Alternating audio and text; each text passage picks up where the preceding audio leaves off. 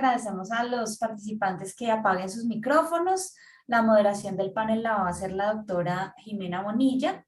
En el chat pues yo los voy a acompañar. Mi nombre es Clara Valderrama. Las preguntas las haremos al final, las pueden ir dejando en el chat. Pero pues obviamente con cortesía y educación. Y si experimentan problemas de conexión, pues no se preocupen porque esta sesión va a ser grabada.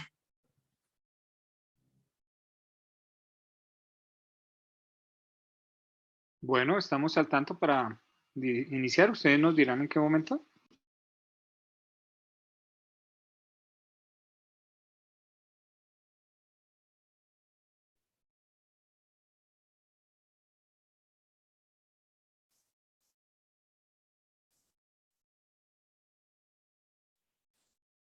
Creo que ya se puede dar inicio, Clarita.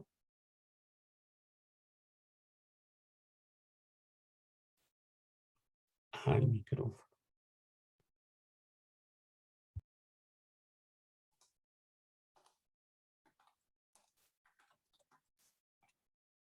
Allá, listo.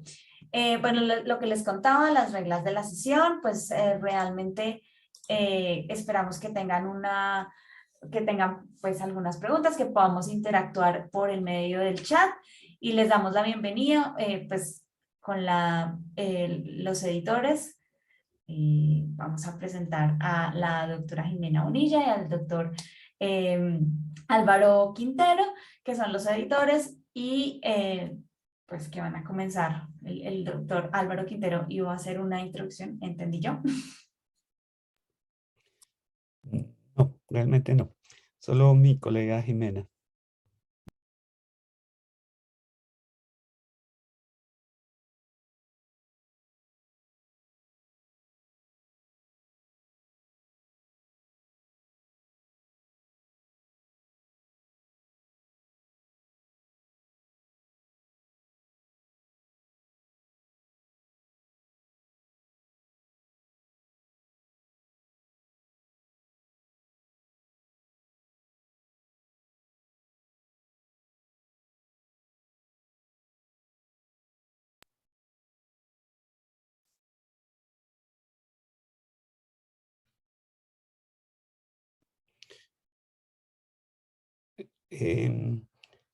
Entonces, si quieres, Jimena, ¿puedo iniciar yo?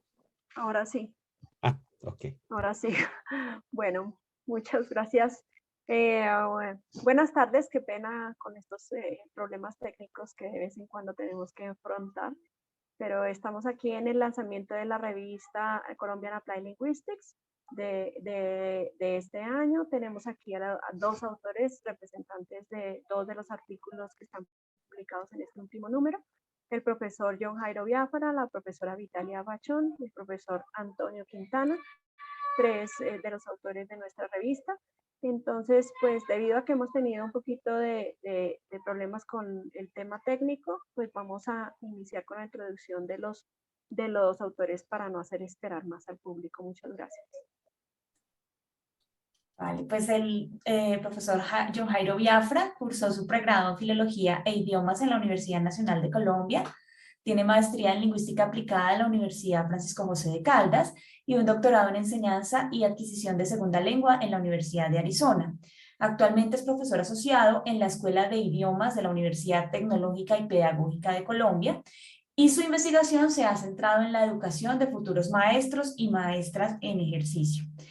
Y también tenemos la participación de la profesora Vitalia Pachón Achuri, que es magíster en educación, con énfasis en didáctica de las lenguas extranjeras de la Universidad Libre de Colombia, especialista en didáctica del francés de la Universidad Stendhal de Grenoble, Francia, licenciada en lenguas extranjeras de la Universidad Pedagógica y Tecnológica de Colombia, en la UPTC, y pertenece al grupo de investigación JOA, si lo estoy pronunciando bien, docente de francés y prácticas pedagógicas de la licenciatura en lenguas extranjeras con énfasis en inglés y en francés de la Escuela de Idiomas de la UPTC. Entonces, creo que empezaremos con la presentación de ellos.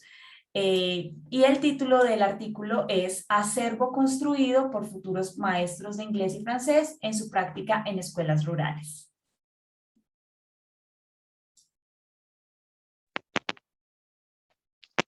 Buenas tardes, ¿me escuchan? Sí. Sí, lo Gracias. oímos muy bien. Sí, la escuchamos muy bien. Bueno, buenas tardes para todos. Primero que todo, queremos agradecer con mi colega John Jairo Biafara por la invitación el día de hoy, en el cual vamos a compartir el contenido de nuestro artículo, Acervo construido por futuros maestros de inglés y francés en su práctica en escuelas rurales. John Jairo va a compartir la presentación. Bueno, la siguiente, por favor, John Jairo. Este estudio se llevó a cabo con un grupo de 68 estudiantes, maestros en formación, en el marco de las prácticas y didácticas de las licenciaturas en lenguas extranjeras e idiomas modernos de la Escuela de Idiomas de la UPTC. Tuvimos la oportunidad de trabajar con 68 participantes, 18 estudiantes que llevaron a cabo su práctica en el marco de la didáctica 1 y 2 de inglés de la licenciatura en idiomas modernos, 9 futuros docentes de la práctica 2 de inglés de la licenciatura en lenguas extranjeras y 41 maestros en formación de la práctica final enseñando inglés y francés en su práctica final de la licenciatura en lenguas extranjeras en 5 municipios del departamento de Boyacá, en Boyacá, en Genesano, Venta Quemada, Cómbita y Samacá. Siguiente, por favor, Yujero. Bueno, como asesores de esas prácticas pedagógicas, quisimos ahondar en los conocimientos pedagógicos que estos maestros en formación desarrollaron al momento de llevar a cabo sus prácticas como docentes de inglés y de francés en esos contextos rurales. También quisimos con este estudio contribuir a la investigación en el marco de la enseñanza-aprendizaje de las lenguas en contexto rural, asimismo en lo que tiene que ver con la enseñanza del inglés y francés principalmente, y también quisimos documentar la experiencia y potenciar oportunidades de prácticas de enseñanza de lenguas en esos contextos rurales en la formación de futuros docentes de lenguas extranjeras. Siguiente, por favor. John Jairo, la siguiente.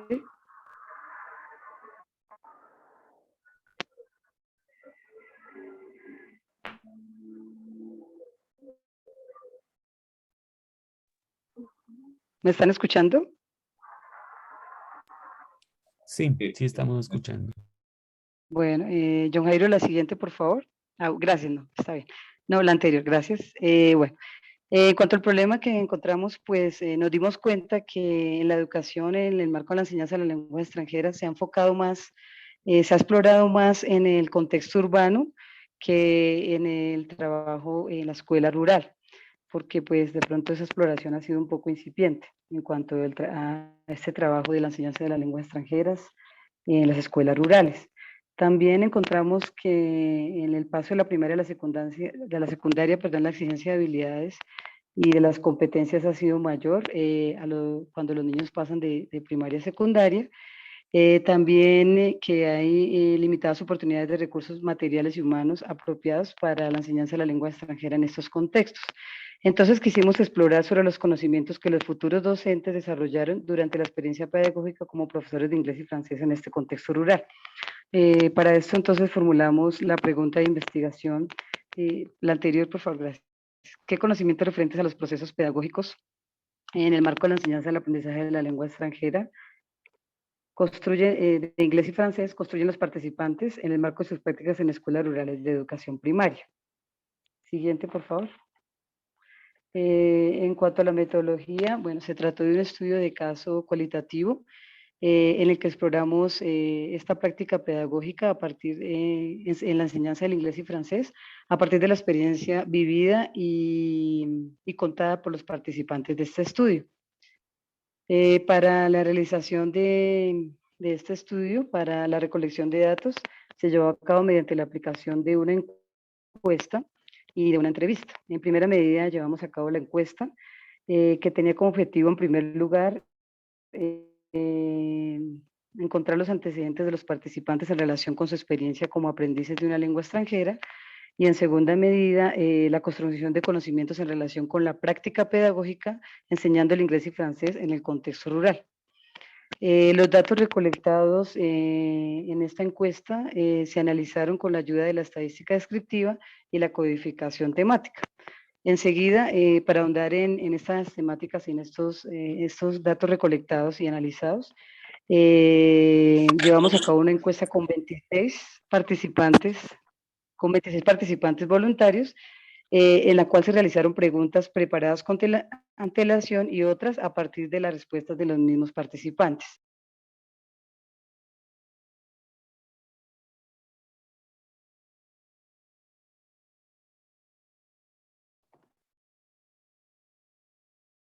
Vital, ¿estás ahí? Sí, ¿me escuchan? Listo. Sí. Gracias.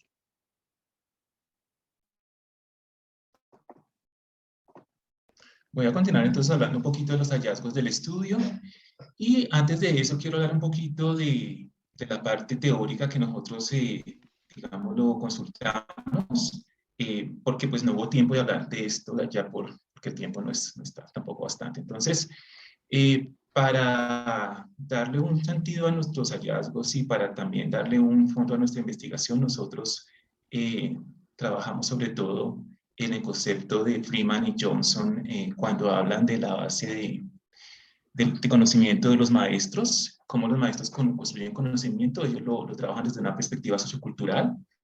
Entonces, en esta perspectiva, nos dicen que los maestros construyen conocimiento, primero que todo, a través de la conciencia que tienen de los factores socioculturales que influencian la enseñanza de la lengua extranjera. Es decir, cuando ellos están atentos a su contexto, entienden lo que sucede alrededor de su contexto y tratan de conectar ese contexto con su trabajo. Número 2, comprensión de los procesos pedagógicos en la enseñanza de la lengua extranjera en el contexto.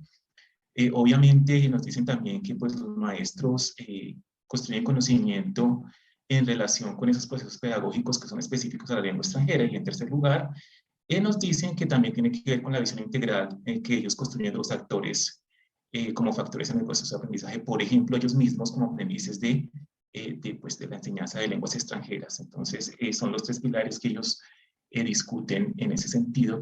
Nosotros también tratamos como de integrarlos en nuestro estudio.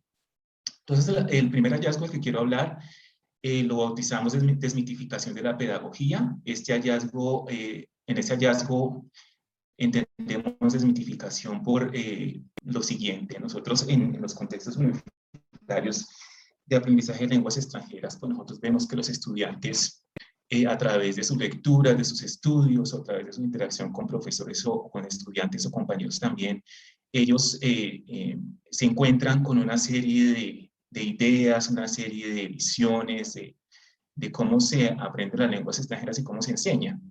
Y y algunas de esas se constituyen como en mitos, ¿no? Como en esas creencias que hay sobre cómo se enseñan las lenguas, entonces, y cómo se aprenden. Entonces, la desmitificación es como esa revaloración que ellos hacen, esa resignificación que ellos hacen de esas ideas que pues, digámoslo, que encuentran en la universidad, cuando ellos se van a encontrar en la realidad, digámoslo, de la práctica pedagógica, en este caso del contexto rural. En este caso, la primera que vimos es el propósito comunicativo. Y no es que de pronto esta enseñanza de que se da en las aulas, cuando ellos están formándose como maestros, de que, bueno, el propósito de aprender una lengua muchas veces se les dice, y pues no es el único, pero se menciona, es obviamente la interacción, poder comunicarse con otros. Pero muchas veces esto queda como en el papel, porque pues muchas veces no hay una comprensión real de lo que esto significa. Entonces, leamos, por ejemplo, este testimonio de esa estudiante que nos dice: yo creo que la idea que le dejé a los chicos es que el aula de clase tiene que ser para la comunicación. Les ponía pequeños retos, tenía que encontrar, por ejemplo, quién había secuestrado el gato y en qué parte de la casa. Así, mediante preguntas, los empujaba a hablar y los tenía muy motivados. Entonces vemos que para ese estudiante esa experiencia es importante porque con esa experiencia es cuando ella realmente logra llevar al aula esta idea de que pues aprendemos los idiomas para comunicarnos, entre otras cosas. Bueno. Número 2, en relación con esto, está el rol de la lengua número 1. Voy a empezar en este caso por leer esta cita de ese estudiante. Los estudiantes en clase, incluso con el lenguaje transparente, no entendían. Y en la universidad a uno le dicen que la traducción no era algo muy bueno, pero llega el momento en que uno dice no más, pues digamos la palabra en español, a ver si de una u otra manera a los niños se les queda. A mí me funcionó y a mis compañeros de trabajo también. Hablábamos y encontrábamos eso en común. Entonces es la idea de que ellos pues empiezan a usar el español también como un medio de comunicación y un medio para crear sentido en medio de su labor de enseñar el idioma extranjero. Y pues desmitificar esa idea de que no se puede usar. Esto no fue tan sencillo tampoco, y algo interesante que sucede aquí es que ellos se encuentran con que al usar el español pues tienen una variedad de uso del español pues que viene, digámoslo, pues su origen y también influenciada por sus estudios en la universidad en un contexto académico. Y se encuentran con la variedad de los estudiantes de esos contextos, que pues, es una variedad de una población rural. Entonces, la primera actitud de nuestros estudiantes, que yo creo que en eso también hay aprendizaje para ellos en esta digámoslo, interacción en el contexto rural y también pues en todo el proceso pedagógico con nosotros. La primera, digamos, la reacción de ellos es hacer la crítica a los niños, no, pero ¿por qué dices esto? Esto no está correcto, así no se habla español. Entonces esa es la labor también de que ellos entiendan un poco de que estas son variedades que tienen que ver con identidad y pues obviamente no estamos hablando de que algo sea correcto o incorrecto, sino de que pues es parte de la identidad de las personas. Bueno, otro hallazgo tiene que ver con habilidades y componentes. Voy a leer este testimonio también. Ellos trabajaban la escritura antes y no tenían casi contacto oral con la lengua. Yo llegué trabajando la parte oral, pero después me di cuenta de que ellos gustaban mucho de escribir porque estaban acostumbrados a esto anteriormente. Decidimos con mi compañero entonces dividir el plan de clase en dos. La primera parte, trabajar mucho el listening, y en la segunda parte, escrita. Entonces, vemos como en este caso también hay una serie de mitos, digámoslo, por ejemplo, que los niños únicamente aprenden más que todo vocabulario, o que, por ejemplo, hay que enseñarles únicamente la parte oral. Llegan ellos a este contexto rural como ese estudiante y ella pues reconstruye reconstruye este significado en su teoría pedagógica, y lo que entiende ella es que ella necesita conectarse con los niños y es lo que a ellos les interesa y les gusta y con lo que están acostumbrados también y tiene significado. En este caso también usar la parte escrita, por ejemplo. Les gusta porque sus profesores, al enseñarles inglés, como los profesores en contexto rural tienen algunos retos para hacer esta labor, ellos trabajan mucho la parte escrita. Entonces los niños pues tienen sienten esa carencia. Entonces nuestra profesora pues entendió que era importante tenerlo en cuenta también. Hablemos un poco de lo que se llama aquí una perspectiva crítica. Voy a leer este testimonio. Un día llegó un policía a dar unas indicaciones para la época de Navidad respecto al consumo de estas sustancias, alcohol y tabaco, y los niños estaban muy interesados en saber sobre esto. Después de la charla, los niños hablaron sobre cuáles familiares en sus casas fumaban mucho y bebían, y yo empecé a explicar algunos efectos de esas sustancias y por qué era malo para consumirlos. Ahí le recordé algún vocabulario ya visto, las partes de la cara, dientes amarillos, por ejemplo, para retratar las consecuencias. Entonces, aquí lo que llamamos una perspectiva crítica que ellos también desarrollan, se refiere a cómo ellos leen el contexto, cómo aprenden a entender ese contexto y a entender que de pronto es importante traer otras temáticas que sí, probablemente no son las temáticas tradicionales en las aulas de lengua extranjera, son importantes y necesarias en la educación de los niños, o también tienen que ver con sus intereses. Entonces ellos se conectan también en ese sentido a la comunidad, y obviamente esto que ellos hacen contribuye al bienestar de los niños en las comunidades.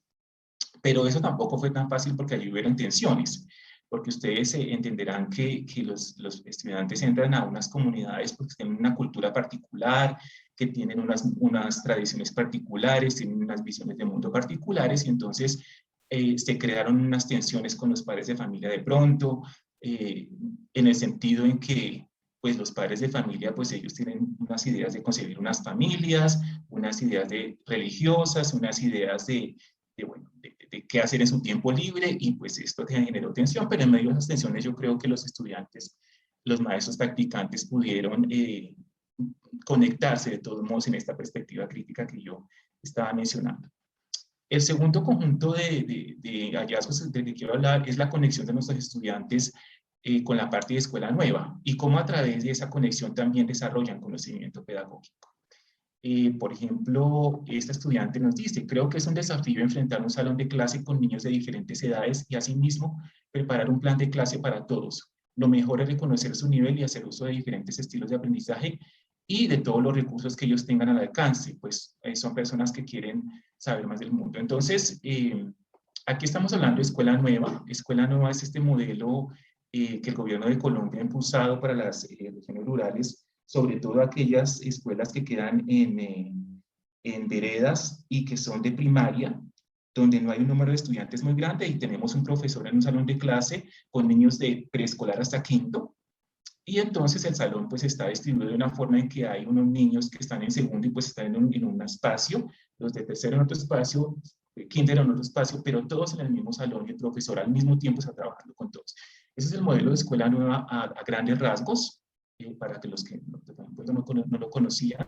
Y los estudiantes, a tratar de entrar a trabajar con este espacio, entonces obviamente esto causa bastante, yo creo que inicialmente tensión y bastante preocupación para ellos, ¿cierto? Entonces empiezan ellos a entender cómo conectar la lengua extranjera, el aprendizaje de la lengua extranjera, la enseñanza de la lengua extranjera, con ese trabajo en escuela nueva que ellos empiezan a conocer. Entonces, en primer lugar, el manejo de la diversidad, como leía yo a esta participante, nos cuenta pues que ese manejo de la diversidad pues fue algo un poco complejo, pero ella entendió cómo las teorías, por ejemplo, de estilos de aprendizaje, que muchas veces nosotros tratamos de que los estudiantes en nuestros cursos, en nuestros cursos de formación de maestros, pues entiendan y de alguna forma pongan a funcionar en este contexto, el contexto perfecto para ella entender que era una metodología, una forma de hacerlo, una forma de poder lograr ese manejo de la diversidad.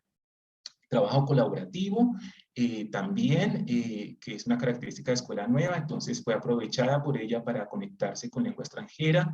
De pronto los niños, mientras el profesor está haciendo algo acá con un grupo, entonces el otro grupo pues tienen que trabajar ellos juntos para ver cómo salen adelante, y ella o los maestros, ¿no? También usaron esa característica de escuela nueva para su beneficio en cuanto a lengua extranjera. Y la parte de autonomía también, ¿verdad? Por la misma razón, el profesor está ayudándole a un grupo de niños aquí, entonces los otros pues autónomamente también tienen que empezar a mirar cómo ellos hacen para ayudarse a sí mismos. Y también lo que hablaban mucho nuestros estudiantes, esos contextos en los cuales los niños pues por tener que trabajar en el campo y hacer mucha labor, desarrollan mucha autonomía, ¿cierto? Y también incluso esa autonomía los lleva a ser muy propositivos, a dar muchas ideas a los maestros, a querer ayudarles a resolver dificultades. Entonces, todo eso nuestros estudiantes también, yo creo que aprendieron a utilizarlo, por ejemplo, para plantear esquemas de trabajo en que hay tutorías, en que unos niños enseñan a los otros y ayudan a los otros, los que están más avanzados van contribuyendo con el aprendizaje de los otros niños. Bueno, será por ahora. Voy a darle la palabra a mi compañera Vitale, que continúa con otra parte de los hallazgos. Muchas gracias, John Jairo. Bueno, en esta otra categoría que encontramos, entonces, encontramos cómo los maestros en formación incrementan su comprensión sobre algunos aspectos de la pedagogía general, que está directamente ligados a la enseñanza de la lengua extranjera y más aún trabajando en este contexto rural. Bueno, en primera medida, pues la importancia de la transversalidad. Los maestros en formación, pues nos contaron que los niños se interesan más cuando el aprendizaje se relaciona con su contexto, con las actividades de su diario vivir, y en este caso, pues con las actividades del campo. También cuando el interés se ve más reflejado también cuando, lo que se propone en la clase de lengua tiene que ver con áreas como la ecología, el agro, el cuidado del medio ambiente y las ciencias sociales y cívicas, que está pues directamente relacionado también con el contexto de los niños. Vamos a leer entonces un testimonio de uno de nuestros participantes. Ellos me contaban que dentro de sus fincas tienen diversos animales. Entonces yo lo que hacía era conectar las imágenes mentales que ellos tenían con los animales, pero también las acciones que ellos tenían que hacer, o sea, los deberes que ellos tenían con los animales, lo que el papá les decía que hicieran. Lo que hacía era traer imágenes de los diferentes animales y también de diferentes situaciones en que los animales estuvieran presentes. Entonces yo les preguntaba, ¿les ha pasado esto con algún animal? Ellos debían decirme si sí o no y con cuál animal. Digamos, era una manera de que todos pudieran hacer parte de la clase y era una situación en que todos tenían que ver. Otro participante nos cuenta, ese día me di cuenta de lo importante y esencial que es trabajar con los estudiantes el análisis de imágenes, la secuencia de historias, la lógica, entre otros. Así que incluí actividades en mis clases de inglés y francés en las que ellos pudieran desarrollar ese tipo de habilidades. Bueno, entonces, esta experiencia también en el contexto rural les permitió ver esa importancia de la transversalidad y de tener en cuenta también el contexto y las actividades que rodean a los niños. Por otro lado, también encontramos que los futuros docentes construyeron conocimiento en cuanto a la inclusión, puesto que esto se vio como un reto adicional para ellos en el que debían buscar estrategias en la que pudieran integrar a todos. Vamos a leer un testimonio de uno de nuestros participantes. Steven es un niño autista, entonces no se concentraba, como que no entendía. El manejo, en el sentido que al comienzo la profesora nos habló, nos dijo, miren, yo tengo un niño autista y nosotras como que, el fin del mundo, ¿qué vamos a hacer? Igual cuando uno lo conoce al chico súper bien, sí, súper chévere. Nos hizo falta como las actividades especiales para él, nos hizo falta decir cómo es que aprende Steven, qué piensa él, cómo podemos llegar a que aprenda. Nos hizo falta eso, pero igual él también fue receptivo casi todas las clases, por lo que estaba cerca de nosotras. Y por ejemplo, la de las profesiones que les hicimos máscaras, ahí sí, encantado. Entonces podemos ver cómo nuestros maestros en formación también buscaron estrategias para poder integrar a todos los niños, pero asimismo ellos manifiestan la falta de presencia y de apoyo de expertos en inclusión, e incluso dicen que los mismos profesores titulares también carecen de ese acompañamiento que es muy escaso pues en las zonas rurales. Asimismo, la siguiente por favor. Asimismo también encontramos que los maestros en formación tuvieron un desarrollo en la comprensión de la dimensión intercultural, puesto que en esta experiencia ellos, digamos que en dos vértices de esta dimensión intercultural. Por un lado, lo que es la cultura urbana y rural, y por otra parte, lo que es la cultura extranjera y local. Vamos a ver uno de los testimonios de la cultura urbana y rural, a que no necesariamente uno es mejor que el otro, estaban hablando del contexto rural y urbano, porque muchas veces habían comentarios de los niños en los que decían que las personas en la ciudad vivían mejor y que por eso ya nadie quería quedarse en el campo, pero al mismo tiempo sabían que el campo es importante para las personas que viven en las ciudades. Entonces vemos cómo la clase de lengua también se convirtió en ese espacio para intercambiar ideas en la clase con respecto a estos dos contextos urbano y rural. Por ejemplo, cuando ellos trabajaban los medios de transporte, pues también debían incluir la maquinaria que se utilizaba en el campo para trabajar y también los medios de transporte que se utilizan en el campo para desplazarse, por ejemplo. Asimismo, también lo que tiene que ver con la cultura extranjera y local. Vamos a ver el testimonio. Por favor, don Jairo. Asimismo, me di cuenta que nuestra cultura puede fortalecerse creando una identidad gracias a permitirles un contacto con otra de países muy lejanos. Tuve que incentivar mi creatividad para llevarles a ellos clases en las que no solo aprendieran los contenidos, sino que además aplicaran su visión del mundo.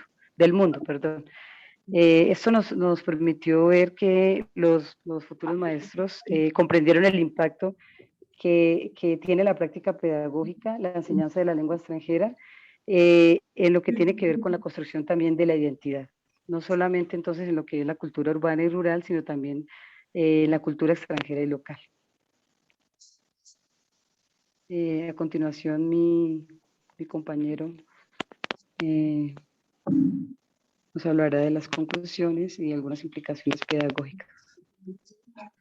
Bueno, ok, sobre las conclusiones, el resumen de lo que hemos hablado fue de 3 grandes hallazgos en nuestra investigación que buscaba explorar los conocimientos que nuestros estudiantes, maestros en formación, creaban al hacer su práctica en contextos rurales. En primer lugar, vimos que revaloraron principios pedagógicos. Vimos que esa revaloración tenía que ver de pronto con la concepción de para qué se enseñan las lenguas, qué habilidades son importantes enseñar, y también de pronto una perspectiva crítica de esa enseñanza. En segundo lugar, la comprensión de posibilidades para la integración de escuela nueva con enseñanza de lengua extranjera, que tiene que ver cómo ellos al encontrarse con esta nueva forma de trabajo escolar en ese contexto rural, tratan de integrarse y tomar oportunidades en lo que implica la escuela nueva, como es el trabajo colaborativo, como es la autonomía y como es el trabajo con diversidad, como algo también importante ya en la parte de lengua extranjera. Y finalmente vemos cómo ellos afianzan principios de pedagogía general, como la importancia de la transversalidad curricular, la importancia de la interculturalidad y la importancia de tener en cuenta pues, el asunto de la inclusión, el tema de la inclusión que lo estamos viendo hoy en día como algo bastante importante, bueno, aunque siempre es algo que creo que se ha tomado bastante tiempo en nuestro país, pero ahí va.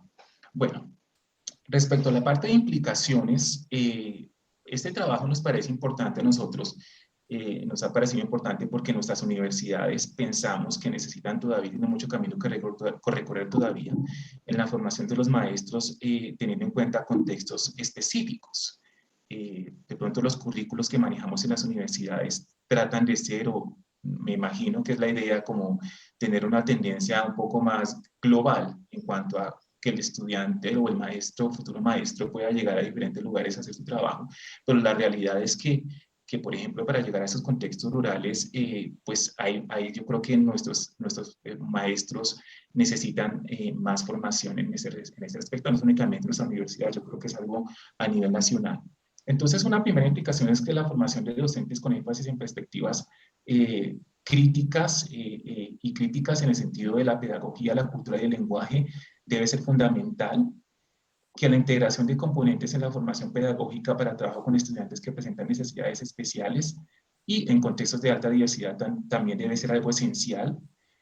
Nosotros sabemos que el ministerio, pues en el papel desde hace muchísimos años, ha consignado estas ideas sobre inclusión, pero actualmente es cuando estamos viendo que yo creo que los padres de familia y los adultos en las casas encargados de las familias están empezando finalmente a llevar a los niños a los colegios, porque yo lo que pienso es que muchas veces estaban en la casa, pero ya están llegando a los colegios y a las escuelas. Y es cuando entonces estamos viendo que esto se está convirtiendo en un asunto que de verdad nos toca a nosotros afrontar ahora también desde el área de lengua extranjera.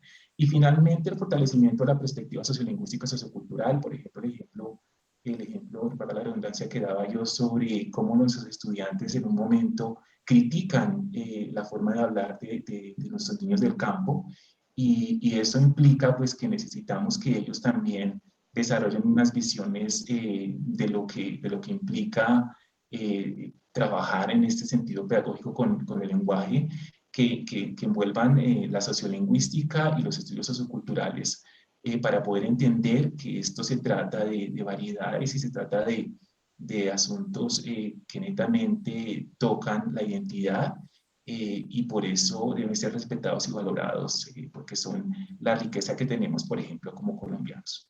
Entonces, esto es lo que queríamos presentar, y pues quedaremos atentos a las preguntas, a los comentarios y a la discusión que pueda generar este estudio que hemos compartido. Y de otra parte, invitarlos a que lean pues el artículo entero sobre este trabajo, y estamos pendientes. Entonces, muchas gracias. Muchas gracias. Muchísimas gracias, John Jairo y Vitalia, por su intervención, por compartirnos su artículo, por socializar la experiencia de haber trabajado con este tema. Y pues vamos a escuchar la presentación del profesor Antonio y al final de la intervención de él vamos a escuchar las preguntas de la audiencia, si les parece. Vale, el profesor Antonio es docente titular de la Universidad Distrital de Francisco José de Caldas, es investigador principal del grupo didáctica de la tecnología Didatec, que tiene categoría B en Colciencias, e investigador del grupo de investigación Jóvenes, Culturas y Poderes, categoría A en Colciencias. Actualmente se desempeña como docente e investigador de la maestría en Educación en Tecnología con metodología virtual. Fue docente de educación básica y media durante 12 años y se ha desempeñado como docente de educación superior por más de 30 años en el área de la educación en tecnología. Es licenciado del Departamento de Tecnología de la Universidad Pedagógica Nacional, especialista en manejo y programación de máquinas, magíster en tecnologías de la información aplicadas a la educación y doctor en educación con tesis cum laude en hipertextualidad y conectividad, alternativas de la cultura digital para la configuración de ambientes educativos, del doctorado interinstitucional en educación de las Universidades Distrital, Pedagógica Nacional y del Valle. En esta ocasión, él nos va a compartir sobre su artículo Conectividad, hipermedialidad y multimodalidad de la cultura digital al espacio escolar. Bueno, muchísimas gracias por tu presentación. Permíteme la comparto. Muchísimas gracias. Bueno, el título del artículo es Conectividad, hipermedialidad y multimodalidad, que son elementos propios de lo que llamamos la cultura digital y cómo se ve este fenómeno en el espacio escolar. Avanzamos, por favor.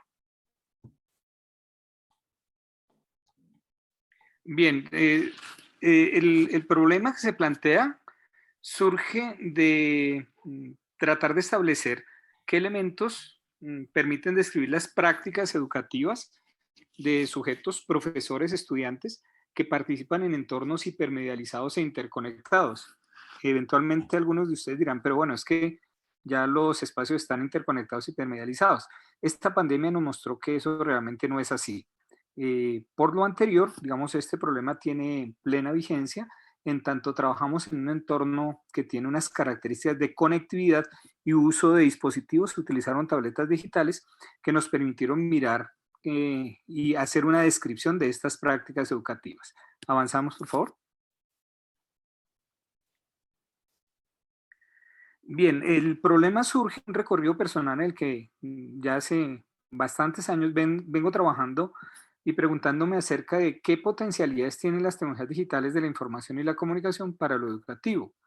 Y hay un contexto que es el contexto que estamos viendo, donde el entorno material, si bien hay contradicciones como las que la pandemia nos ha mostrado, efectivamente cada vez se han venido enriqueciendo más con dispositivos tecnológicos, con la red, con los accesos, en fin. Y ese recorrido personal me ha llevado desde el campo de la hipermedialidad y a mirar estas potencialidades que, en palabras de Derrick de Kerckhove, son la conectividad, la interactividad y la hipermedialidad. Avanzamos, por favor. El objetivo de este estudio básicamente fue hacer una descripción interpretativa de lo que en estos entornos altamente conectados sucede. Avanzamos, por favor.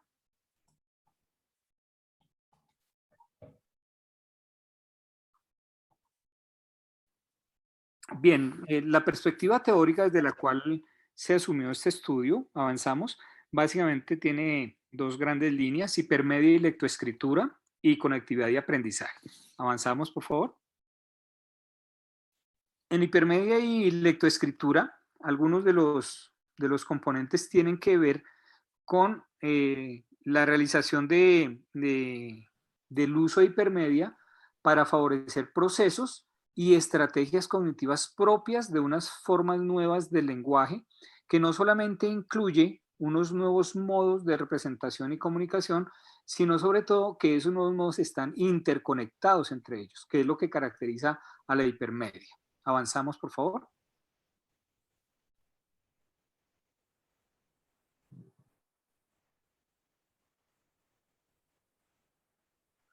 Bueno, algunos de los elementos que hemos estudiado con relación al componente escritural es que la actividad escritora, pero por supuesto y en consecuencia también la lectora, se han venido complejizando en tanto los entramados de las redes narrativas o discursivas han implicado el uso de unos organizadores o mapas y por esta vía algo que hemos identificado como procesos de metaescritura. Es decir, cuando se escribe hipermedialmente, esa escritura debe estar asistida por procesos de metaescritura que dan cuenta de cómo se va a diseñar la escritura. Ya no es una escritura, digamos, que pueda desprenderse de un diseño y una preconcepción que trate de dar cuenta del entramado que se está construyendo. Adelante, por favor. En ese contexto, digamos, surge una tensión entre la lectura y la comprensión lectora. Se ha logrado identificar que se produce un fenómeno denominado de escaneo versus uno de procesamiento profundo. Nicolas Carr diría relativamente en tiempos recientes que nos hemos vuelto muy superficiales con relación a lo que significan los procesos lectores en la red. Y hay una predilección por textos breves y fragmentados. Ahora, esa fragmentación trae unas series de consecuencias en términos de la necesidad de reconectar o reconstruir esa fragmentación en estructuras más complejas. Avanzamos, por favor.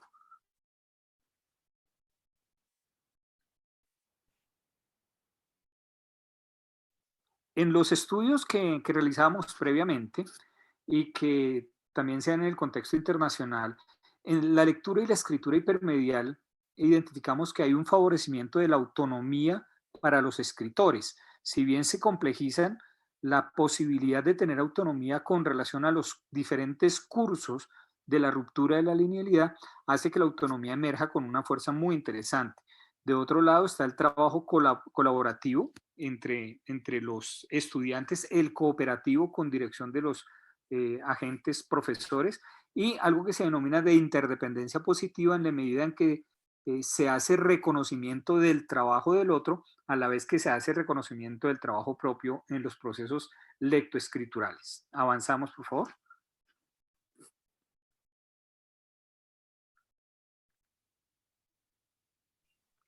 Bueno, en el campo de la escritura, pues se han venido trabajando algunos modelamientos, en particular desde la perspectiva del procesamiento de información y la ciencia cognitiva, que tratan de dar cuenta de qué tipo de acciones y procesos mentales y estrategias cognitivas siguen los escritores expertos pues, al resolver el problema de la escritura.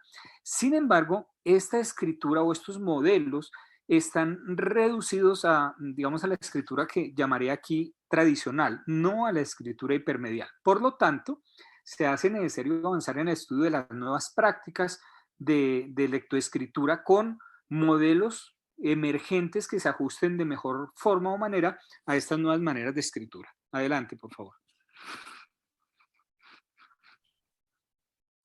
Hay un campo muy interesante que emerge aquí, que es el de la literatura hipermedial. A mediados de la década de los 90 hubo un cierto furor con relación a la hipermedialidad, en tanto algunos la reconocían como un cierto símil de las formas estructurales de la memoria, en particular los modelos de memoria semántica. Sin embargo, en términos de la literatura hipermedial, que es esta literatura que se lee en pantalla, que se navega en pantalla, digamos, aparecen estas nuevas posibilidades, la posibilidad del juego. De hecho, los videojuegos son formas narrativas, digamos, que aprovechan todos estos potenciales. Los gestos ápticos que tienen que ver con el potencial del tacto en los dispositivos que pueden vibrar, que de acuerdo a la posición del dispositivo tiene una acción particular, la idea del cine expandido, el uso de códigos QR, la realidad aumentada, todos estos elementos implican unas nuevas formas de exploración de la lectura. Sin embargo, en los estudios que se han realizado, lo que se demuestra es que este tipo de literatura no tiene lo que en algún comienzo se previó que iba a ser un gran impacto. En tanto hay unas ciertas barreras, unas de desconocimiento, otras de mayores demandas cognitivas cuando se leen estos entramados hipermediales. Otras razones de orden psicológico porque el lector ya no está, digamos, dependiendo solamente de la orientación del escritor, sino de una interacción, una acción interactiva que debe ejecutar sobre el dispositivo. Y eso cambia la relación psicológica que se tiene entre el lector y el escritor. De alguna manera el lector se hace partícipe de la toma de decisión de las rutas de lectura que se construyen. Adelante, por favor.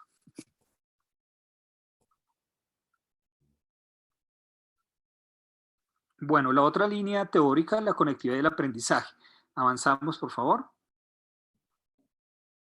Lo que los estudios nos han planteado es que si bien los dispositivos pedagógicos, perdón, los dispositivos tecnológicos, el acceso a la red, esta nueva naturaleza propia de lo tecnológico tiene o abre unas grandes expectativas, lo que en el campo educativo hemos identificado es que más que, digamos, ese poder de las tecnologías, son las estrategias pedagógicas las que influyen y la forma de participación activa de los estudiantes. Es decir, dependemos en buena medida en cuanto a lo que el profesor propone con las tecnologías o sin ellas y de la participación de los estudiantes. Ahora, ustedes dirán, los estudiantes, los que han sido denominados nativos digitales, por defecto son activos en la participación.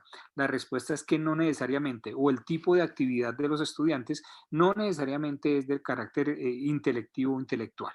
Adelante, por favor.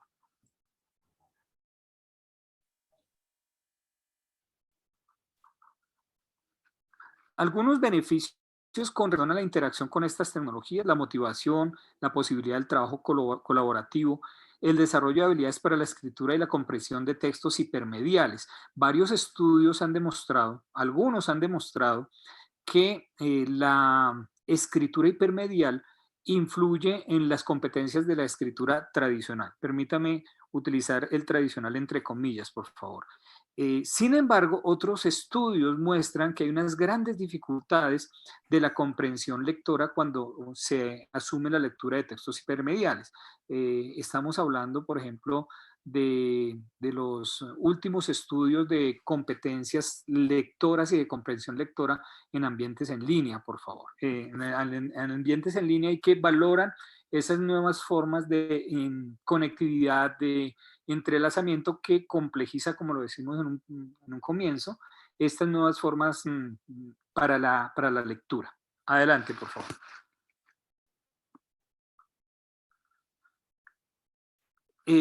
Si la autonomía es uno de los elementos que se plantea como una de las fortalezas, lo que se encuentra también es que no siempre los estudiantes o todos los estudiantes tienen la posibilidad de controlar su propio aprendizaje.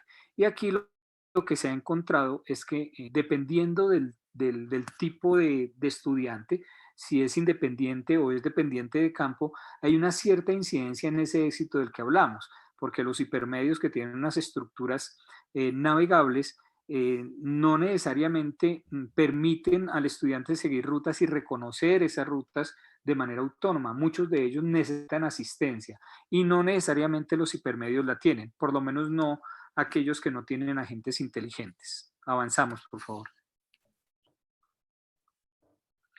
Del lado de los sistemas que tienen agentes inteligentes, que son justamente los sistemas hipermedia adaptativa, y que tienen estrategias de uso de este tipo de agentes, hay una relación muy estrecha con los estilos cognitivos de aprendizaje y que ameritan que el agente, que es un agente artificial, dé indicaciones de orden metacognitivo y esas indicaciones se ajusten a las diferentes o a las variaciones de los estilos que tienen los sujetos. Y allí, digamos, se ha abierto un campo muy, muy prometedor con relación a cómo estos hipermedia adaptativa responden de mejor manera a la individualidad o las características individuales de los sujetos. Avanzamos, por favor. Avanzamos. Con relación a la categoría de conectividad, lo que nosotros hemos, digamos, identificado, hay unas nuevas propuestas, están las de Downs y Siemens, que plantean el conectivismo como una nueva teoría de conocimiento y aprendizaje. Sin embargo, algunos otros teóricos no están necesariamente de acuerdo con que efectivamente se constituyan en teorías de aprendizaje, digamos, nuevas, sino que más bien son una repotenciación de teorías precedentes. El conectivismo integrado a la teoría del caos, a las redes, a la complejidad y a la autoorganización, digamos, permite por lo menos una potencialidad de que efectivamente, aunadas estas teorías con la perspectiva del conectivismo, puedan emerger nuevas potencialidades para el aprendizaje con relación al uso de estas tecnologías. Avanzamos, por favor.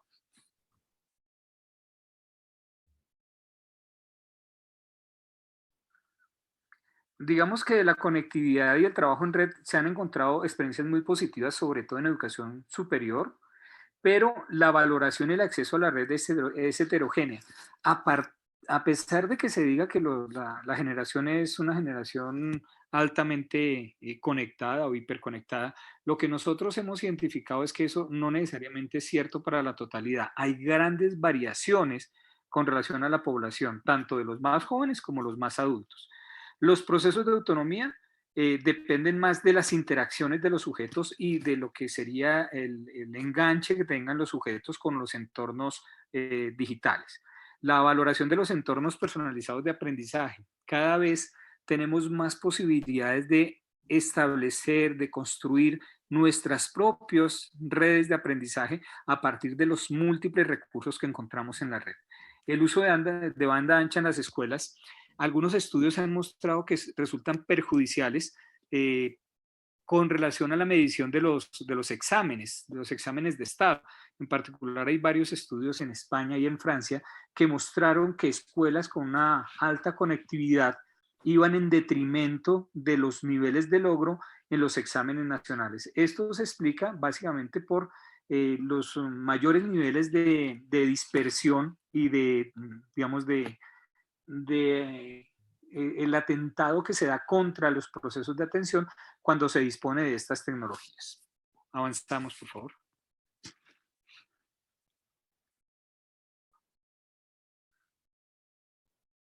Bueno, respecto a la metodología del estudio, avanzamos. El enfoque de este estudio es cualitativo de carácter descriptivo e interpretativo. Trabajamos con 30 estudiantes de grado quinto de una institución educativa del distrito Nueva Esperanza.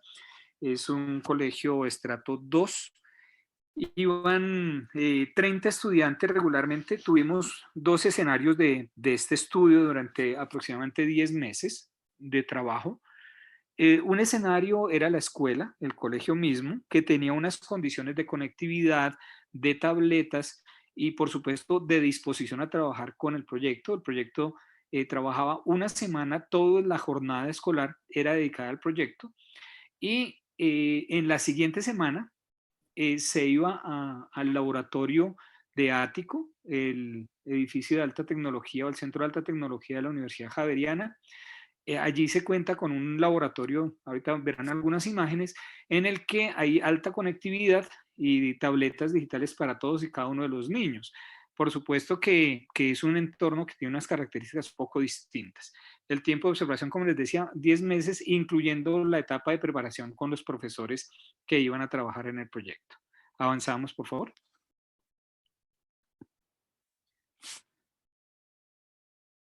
Pues la técnica fundamental fue la observación participante, digamos, la perspectiva del estudio fue etnográfica, de este tipo de estudios de tipo microtecnográficos que tratan de comprender, explicar, interpretar una realidad muy puntual y muy concreta. En este caso, digamos, ese espacio de laboratorio de Ático, pero también el espacio en la institución escolar.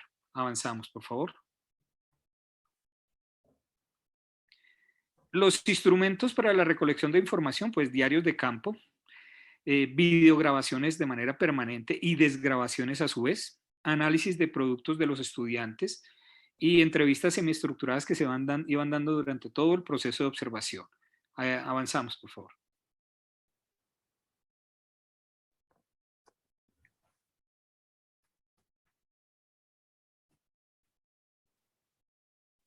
Aquí avanzamos. algunos datos de los tomados durante toda la observación. 9 sesiones en el laboratorio ático, 6 en Nueva Esperanza, un total de 15 sesiones, o sea, fueron 15 semanas con estudiantes, pero también, como les decía, hubo reuniones preparatorias con profesores, con los directivos, para que efectivamente se pudiese tener, digamos, toda la disponibilidad y la disposición del contexto. Más o menos fueron 118 horas de toma de datos. Avanzamos, por favor.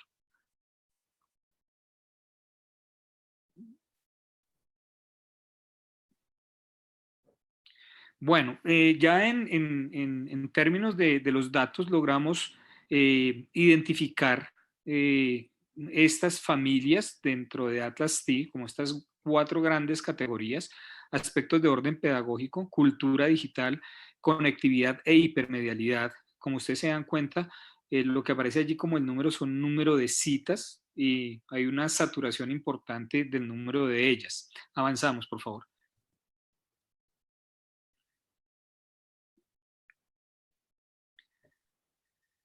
Para el caso de aspectos pedagógicos, pues encontramos estas subcategorías que nos permitían ir identificando elementos en los cuales podíamos ir centrando la atención. Básicamente aquí destaco el papel del docente, que se vuelve fundamental, la construcción colectiva de parte de los estudiantes, el juego como un elemento fundamental, y la atención, los procesos de atención y lo que Inés Dussel denomina los nuevos regímenes de atención. Avanzamos, por favor. De la que denominamos cultura digital, teniendo en cuenta el planteamiento de Pierre Levy, consideramos 3 grandes elementos: el entorno material, el grupo social o sujeto y los entornos simbólicos. Avanzamos, por favor. De conectividad, digamos que se destaca la conectividad misma como un elemento que determina en buena medida la comprensión de lo que sucedía al interior de este escenario, y las sensaciones y expresiones de los estudiantes. Otro elemento que apareció muy reiterativo allí es lo que denominamos viralidad o contagio, que es lo que sucede entre los sujetos, las interacciones y cómo se comparten las interacciones dentro del espacio. Avanzamos, por favor. En la hipermedialidad de elementos a destacar, aparece un elemento que originalmente no estaba planteado en el estudio, que es el de la multimedialidad y la multimodalidad. Es decir, tuvimos que acudir a la mirada de la multimodalidad, porque si bien el elemento de la hipermedialidad subyace a todos estos dispositivos, lo que efectivamente empezamos a ver fue que era la multimodalidad en términos de Ganter-Kress, como estas nuevas formas de comunicación, de representación e incluso de participación, que tienen que ver con todo el espacio comunicativo y de interacción de los sujetos. La emergencia de nuevas formas de narrar o nuevas formas de narrarse de sujetos. Ya contaré algo, pero avanzamos, por favor.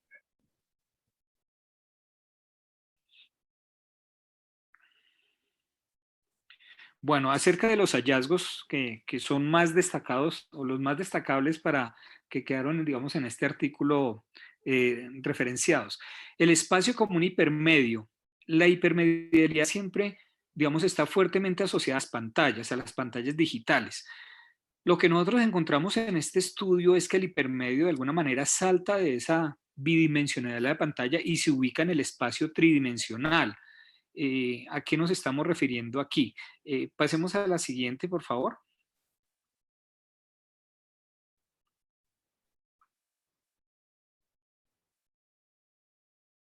Estas imágenes me permiten contar un poquito mejor esta circunstancia. Si bien las tabletas le permiten a los niños, a las niñas y por supuesto a los profesores hacer sus propias, digamos, formas de navegación, pero también de construcción de las narrativas, lo que sucedía adicionalmente es que, si ustedes se dan cuenta, los niños están en diálogo y en diálogo mediando el uso de las tabletas. Lo que para nosotros está sucediendo en esa imagen es que ya no solamente es el hipermedio que estaba en la pantalla, sino que los sujetos se vuelven unos nodos de ese hipermedio. Es decir, de alguna manera el instrumento, el dispositivo tecnológico permite que se construya un hipermedio social, un hipermedio colectivo. En la siguiente imagen, que es tomada en el colegio, esta anterior es en Ático, la siguiente es en el colegio, donde también, como les decía, había tabletas, había conectividad, por supuesto, un tipo de tableta distinta, con un, digamos, un nivel de desempeño menor en términos técnicos. El ambiente mismo, lo que algunos denominan el espacio de sentido y de significado, está enriquecido de manera distinta en cada uno de los lugares, pero aquí también emerge la idea de ese hipermedio social, el hipermedio de interacción, que es originado desde las tabletas, pero a través del cual los sujetos empiezan a interactuar. Es decir, no solamente interactúan con la tableta y dentro de lo que la tableta les plantea, sino que en la forma de compartir lo que está en la tableta y las formas de interacción se da un hipermedio que, digamos, sale en la tercera dimensión en donde nos ubicamos en el espacio. Adelante, por favor.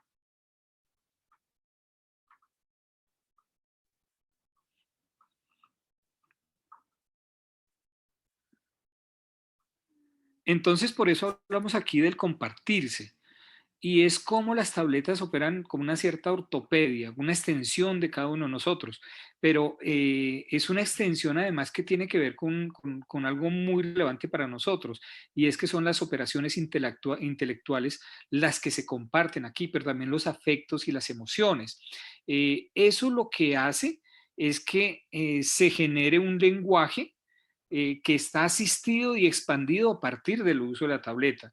Yo no puedo de igual manera contar un video que mostrarlo, o contar una imagen y mostrarla, pero cuando la muestro, estoy haciendo un contexto de lo que estoy compartiendo, es decir, estoy ampliando esa posibilidad de lenguaje que está en la tableta y lo estoy integrando a mis formas de compartir y mi forma de compartirme, ya que de alguna manera la tableta y lo que estoy haciendo en la tableta toma a eso, me integro como sujeto activo del uso de la tecnología. Adelante, por favor.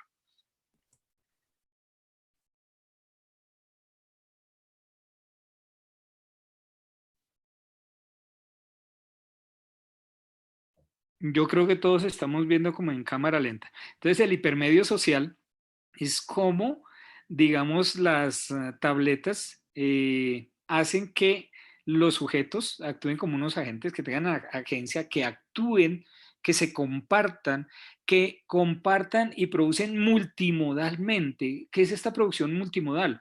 Los niños, en este caso, en algún momento, hacen fotografía, toman textos, hacen video, graban audios y los comparten en una construcción que no necesariamente, digamos, es una construcción regida por las formas narrativas tradicionales. Son unas formas de construcción distintas. Por supuesto que la acción del profesor es muy importante. Allí no se dicta clase, no hay unos temas objeto de estudio particulares que hayan sido, digamos, planteados como un currículo que debe trabajarse. No, eran unos proyectos a su vez construidos por las ideas mismas o desde las ideas mismas de los estudiantes. Sigamos, por favor.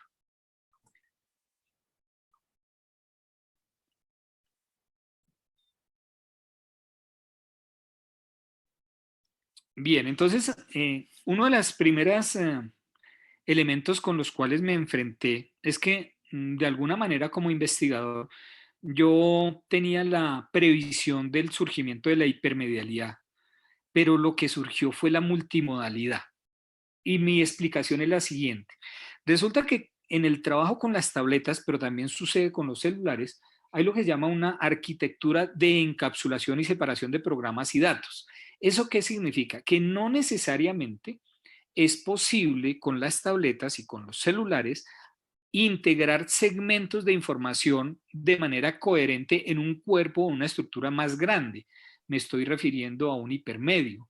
Entonces, yo puedo tomar la fotografía y eventualmente integrarla a un texto, pero hacer enlaces desde allí a otro elemento que esté en la tableta misma no me permite hacerla porque está encapsulada.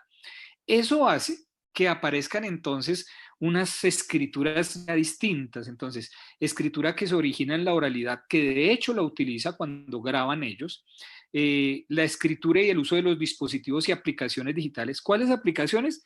Estos muchachitos llegaban y lo primero que hacían era bajar aplicaciones. ¿Cuáles? Nosotros no le decíamos cuáles.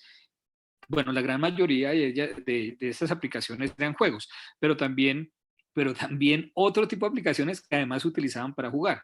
Me refiero a, bajaban editores de imagen, editores de audio, editores de video, y aparece la multimodalidad también de los dibujos, videos, fotografías, y una mixtura entre lo análogo y lo digital. Había niños que hacían dibujos en papel, tomaban fotografía y los integraban a sus cuerpos, digamos, narrativos o de expresión. Adelante, por favor.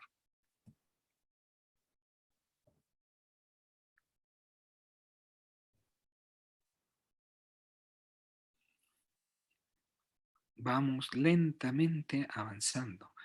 Bien, entonces aquí surge esta categoría de nuevas narrativas y lenguajes en exploración, que tiene que ver con lo que Marta Nussbaum plantea como esas nuevas textualidades escolares, que nos hacen pensar, bueno, hasta dónde las textualidades de la escuela, que han estado fuertemente centradas en el texto y en el impreso, pues empiezan a darle cabida a esas nuevas formas que por virtud o en virtud mejor a estas tecnologías y sus potenciales empiezan a redimensionarse. Las narrativas en la escuela se narra desde lo que los niños saben, de lo que han aprendido. Aparece muy fuerte la presencia de la imagen, pero también de la fragmentación, de la multilinealidad, de la participación, de poder producir colectivamente. Uno de los productos colectivos que fue reiterativo eran producciones audiovisuales, hacían guiones que se los inventaban allí mismo y jugaban a hacer producción de video con narrativa. En algunos casos pues estaba el camarógrafo, estaba el director y utilizaban el espacio como en el escenario, buscaban dentro del edificio, en el caso del ático, rincones para hacer su producción, se disfrazaban y por eso el concepto de la multimodalidad aparece allí como tan fuerte, ¿no? Avanzamos, por favor.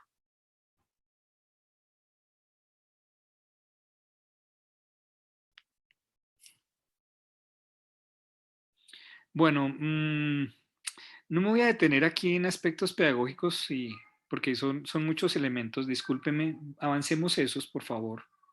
Además, por respeto también al tiempo. Sigamos, por favor. Allí aparece, pues, por supuesto, el papel del docente. Avancemos. La relación juego-aprendizaje muy, muy fuerte. Sigamos. Como les decía, los niños prácticamente a lo que le dedicaban más tiempo era jugar y no había indicaciones en contra de eso. Una situación, la condición de la atención, y es que, digamos, la fragmentación aquí se ve amplificada por el poder atractivo que tienen estas tecnologías, pero que además la cantidad de pantallas se vuelven además otros atractivos, y en la medida en que se comparte con ese hipermedio social, pues la atención se ve muchísimo más fragmentada. Por supuesto que esto atenta contra algunos procesos de tipo intelectual que son necesarios para el aprendizaje, por ejemplo, la concentración. Avancemos, por favor. Respecto a esta condición de la atención, Sherry Turkle hace ya bastantes años habló de un fenómeno que estamos viviendo de manera intensiva, todos, no solamente los jovencitos, lo estamos viviendo todos. Ella en su momento lo llamó el descentramiento del yo o el yo descentrado.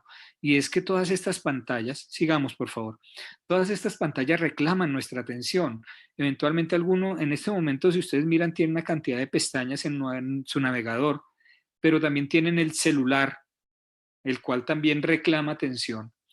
Y en ese orden de ideas, digamos, vivimos un entorno que está enriquecido por nuevas formas de sentido. Por eso hablamos aquí del entorno simbólico, que es distinto, para el caso de los estudiantes era distinto el entorno simbólico de ático, o sea, del laboratorio, respecto al aula de clase. Había una carga de sentido y significado muy, muy distinta.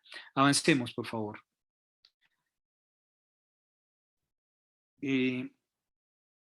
Con relación a este entorno simbólico,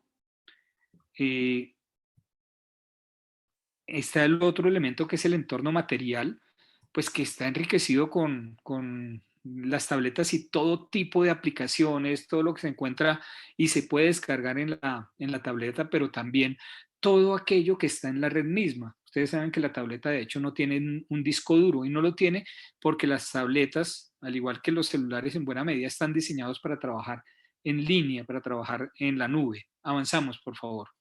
Lo cierto es que los entornos materiales, digamos, más contemporáneos, están enriquecidos con todo este tipo de artilugios, de dispositivos, de software, de aplicaciones. Con respecto al grupo social, lo que nosotros encontramos, digamos, es que hay auto y heterorreconocimiento de los logros diferenciados. Los niños, por ejemplo, aquí hay un fenómeno muy particular, niños que en las demás asignaturas no necesariamente eran destacados, aquí resultaron muchos de ellos, no sé si se trata de una coincidencia porque no hay un estudio estadístico que soporte una regularidad, pero uno encontraba que muchos de esos estudiantes que eran anónimos en otros espacios, aquí encontraban un lugar donde podían mostrar el desarrollo de sus capacidades y además poner en juego los intereses. Avanzamos, por favor.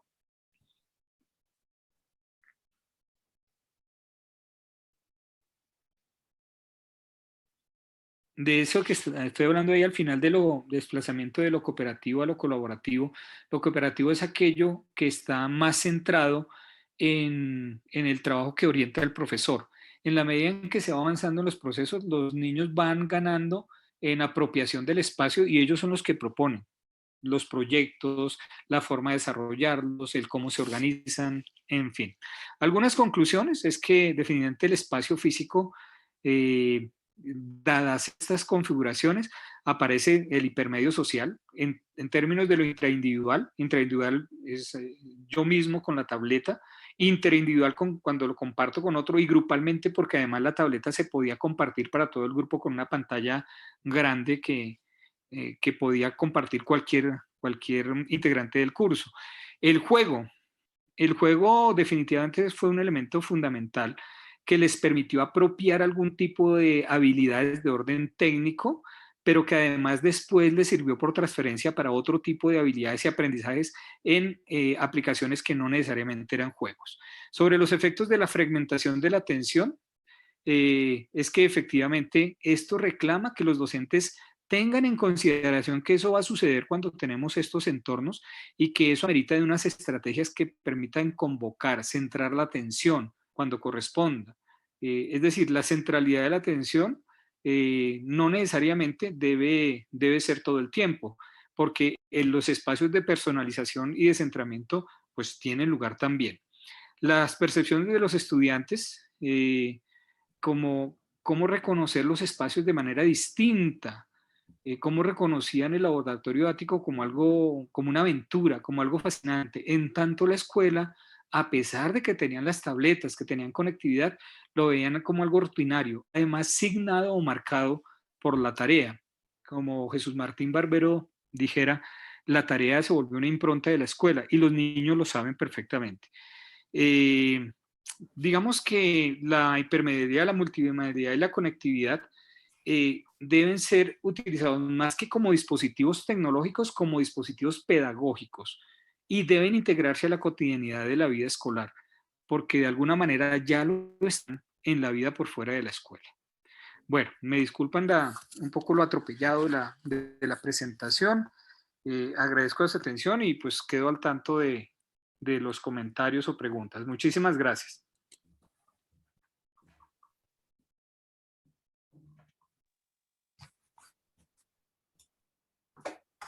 Muchísimas gracias, profesor Antonio, por su presentación.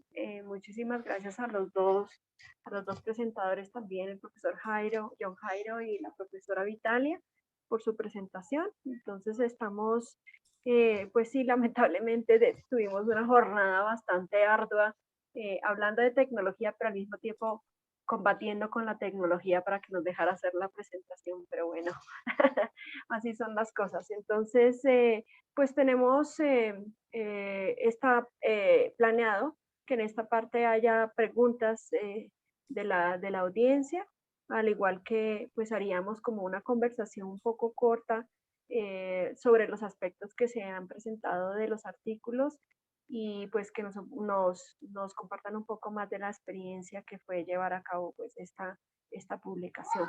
Entonces no sé si Clarita ves ahí a alguien que esté interesado en hacer preguntas o avanzamos con las preguntas de parte mía.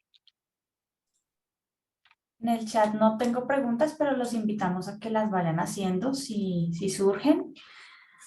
Y pues, no sé, ya si en aras del tiempo quieren ir mirando, como que, ¿qué preguntas haya? Bueno, yo creo que pues vamos a proseguir de pronto en el transcurso de lo que voy diciendo, alguien haga alguna pregunta. Vamos a avanzar porque es que tuvimos ahí tanta falla al principio que fue un poquito estresante.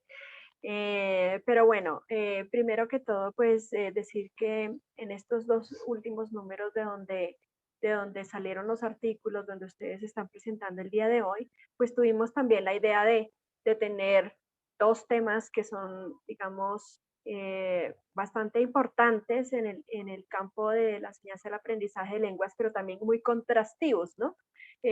Hablar de las zonas rurales, cuando en la exposición del artículo y de la presentación es evidente que hay muchas brechas que tienen que ver con el acceso económico, el acceso a los recursos y que esto también pues, se presenta como parte de lo que los profesores tienen que ir a construir cuando se enfrentan a estos contextos y que muchas veces aleja de las posibilidades que en este caso nos presenta la segunda presentación en cuanto a la tecnología, que no hay los recursos suficientes para la tecnología y que de pronto nos lleva a hacer la transversalidad de las preguntas que vienen acá para los dos presentadores y es, primero que todo, es de las dos presentaciones hablamos de las habilidades que emergen como de la práctica y que de pronto a veces tenemos como el ideal de cómo funciona una práctica y tratamos de funcionar con respecto a esos ideales. Sin embargo, al encontrarnos el contexto,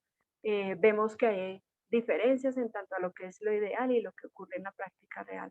Entonces, quisiera como pensar en lados contrarios, en el caso de la presentación de Vitalia y de John, con respecto a cómo se ven esos aspectos tecnológicos allí en estas zonas rurales y cómo eso formaría parte de esta pregunta que ustedes se hacen por el conocimiento pedagógico que se construiría teniendo en cuenta que hoy en día pues hablaríamos de tener en cuenta integrar las habilidades tecnológicas y pues que de allí se carecen. Y habría la pregunta en su opuesto para el profesor Antonio Quintana en tanto a los recursos pedagógicos que se podrían hacer, desarrollar tecnológicamente, pero que también tenemos problemas de conectividad o tenemos problemas de acceso en zonas como, por ejemplo, las zonas rurales. Entonces, ¿cuáles serían las sugerencias de parte y parte para poder hablar de unas sugerencias pedagógicas? Le daría entonces primero la palabra a Vitalia y a John y luego al profesor Antonio con respecto a esta pregunta.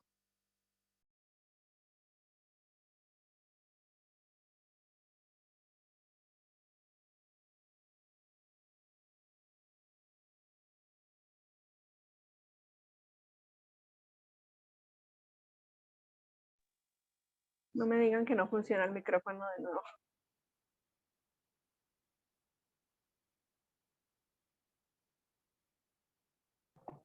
Sí funciona, pero entonces, ¿puedes repetir de nuevo la pregunta, Jimena, para nosotros? Gracias.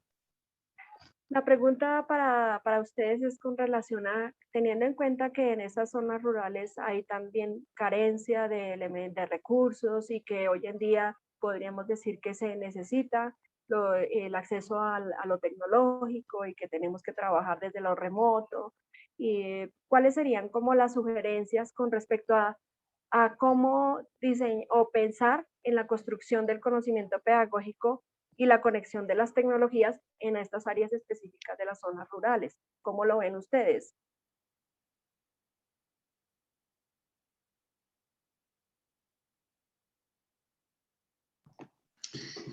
Pues realmente nuestros estudiantes, yo creo que en lo que nosotros veíamos de datos, hablaban realmente muy poco sobre este aspecto, precisamente porque como lo mencionas tú, por ejemplo, en el contexto en que trabajamos nosotros, está la escuela, eh, las escuelas se quedan, digámoslo, en la cabecera de los municipios, o los pueblos, como lo llamamos, y allí los niños tienen más posibilidades de manejar en esas escuelas que no son escuelas nuevas, sino escuelas graduadas. Ellos tienen las posibilidades de tener más recursos tecnológicos, mientras que en las veredas sí definitivamente es absolutamente complicado, ¿sí? Yo creo que los estudiantes, ellos, y de pronto en los datos que yo me recuerdo, en lo que ellos hablan de esta parte de tecnología, algo muy interesante es que ellos, a ellos les interesa mucho llevar un poco de esto que ellos conocen sobre la tecnología también a los niños. No importa que de pronto en las veredas, por ejemplo, donde es más complicado trabajar con estos recursos, pues no haya conectividad o no haya como esa gran posibilidad de trabajo, pero yo creo que los estudiantes siempre también demostraron su, como su ingenio de pronto para tratar de hacer esta clase de trabajo, a través de pronto de llevar, me acuerdo yo de momentos en que ellos llevaban o ya bajaban los videos que los niños que querían que los niños vieran, entonces los bajaban, trabajaban también con sus datos allí, entonces tratar de hacer como esta clase de trabajo para que los niños vayan conociendo un poco sobre esto. Pero sí, y sin embargo, yo creo que es también parte de lo que ellos aprenden en esos contextos, es decir, cómo tratar de resolver estas dificultades que encuentran también en aspecto tecnológico, cómo hacer que funcione en medio de los retos que se encuentran. Yo creo que es esa parte del profesor que necesita también, y ellos hablan de eso también muchas veces, de improvisar, o sea, porque siempre está la idea de que la improvisación es algo negativo, pero ellos entienden que también pues hay que usar la creatividad y hay que usar, digámoslo, el ingenio para poder llevar, en este caso, ese recurso tecnológico a esas áreas que son mucho más remotas. Entonces yo pienso que tiene que ver con eso, ¿no? Porque definitivamente, pues mientras no haya como un apoyo más grande, eh, bueno, y tantas cosas que suceden. Yo también en ese momento me acuerdo de que inclusive en estas escuelitas suceden cosas que a uno lo dejan un poco sorprendido, y es que de pronto llegan personas y roban esas escuelas, roban los pocos computadores, las pocas tabletas que hay, ha pasado, y pues eso tampoco ayuda mucho a que esos recursos como que perduren ahí, ¿no? Eso es lo que yo podría decir. No sé, creo que no respondí muy bien la pregunta, pero de lo que yo me acuerdo de datos, de lo que pueden mencionar ellos, es lo que yo recuerdo. Yo quisiera agregar algo, y es que recuerdo uno de nuestros participantes en el estudio. Él tenía la vereda más lejana de uno de los pueblos, y él lo que hizo fue, por ejemplo, cuando trabajó las emociones, lo trabajó con todos los emojis de WhatsApp, y le contó a los niños cómo funcionaba el WhatsApp. Para la mayoría de los niños no lo conocían, eso fue hace como un año y medio, más o menos 2 años, y fue muy interesante para los niños. Entonces también fue una manera como él, bueno, él diseñó el material obviamente con los emojis, pero también les mostró cómo funcionaba el WhatsApp desde el celular de él y todo. Entonces, él, como dice mi colega John Jairo, pues ellos tratan de todas maneras también aunque falten esos recursos, hacer que los niños por lo menos tengan el conocimiento, y lo hacen pues a través de la clase y el uso de la lengua extranjera. Entonces, sí, sí, también es interesante. En otras escuelas, por ejemplo, sí tienen, por ejemplo, puntos de internet, pero realmente por la distancia la señal no es muy buena, y entonces no, a veces de pronto sí tienen las tablets y tienen los puntos de internet, pero realmente no les funciona el internet porque la señal no tiene cobertura. Entonces, pero sí, realmente sí tratan de hacerlo. Bueno, yo creo que sí, sí iba en esa dirección la pregunta, era como poder entender cómo llegan los medios, las tecnologías a a estas zonas, y de qué manera ustedes podrían evaluarlo como conocimiento pedagógico que se pueda integrar específicamente para esas zonas. Entonces creo que el ejemplo está muy bien, y que precisamente la pregunta para el profesor Antonio es pensar en que todas estas cosas positivas que resultan del estudio de ellos, donde ellos encuentran pues todas las posibilidades que se abren por medio de la tecnología. Cuando uno piensa en estas zonas rurales, ¿qué sugerencias pedagógicas podría darle a estos profesores que están allí?